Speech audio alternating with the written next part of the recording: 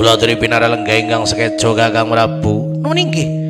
Sampun boten kirang sekeca tunggal menapa Yayi Prabu. Wangsul wonten ngarsanipun Paman Harya Sangkurni kawula nuna dawuh sabda pangandika nggih Putra Prabu.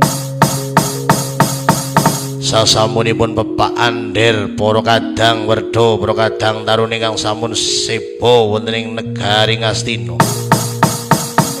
Kepareng Paman Harya Sangkurni majeng piswanipun wonten ing ngarsanipun putra jengandika kula Paman awit kawula badhe mboten badhe ngrembak tata titi tentrem ing negari Ngastina nanging kawula badhe nyuwun pitedah saking ngarsanipun Paman Harya Sangkurni awit paduka Paman ingkang minangka dados warangkaning negari Ngastina Paman. Pramila Paman majeng biswanipun paduka Paman ngestaken dawuh sabda pangandika nggih.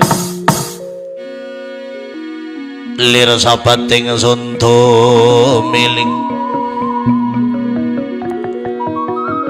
manguladi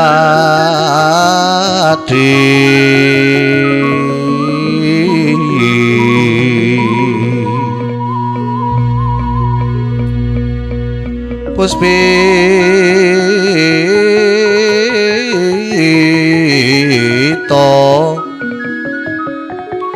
metemendakang warandi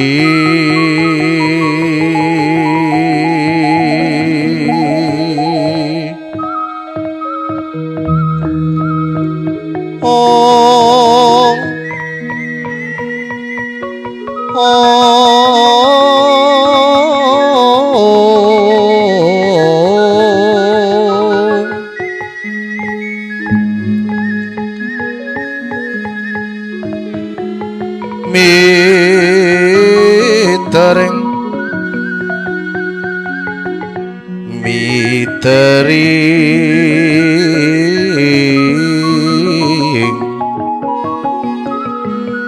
taman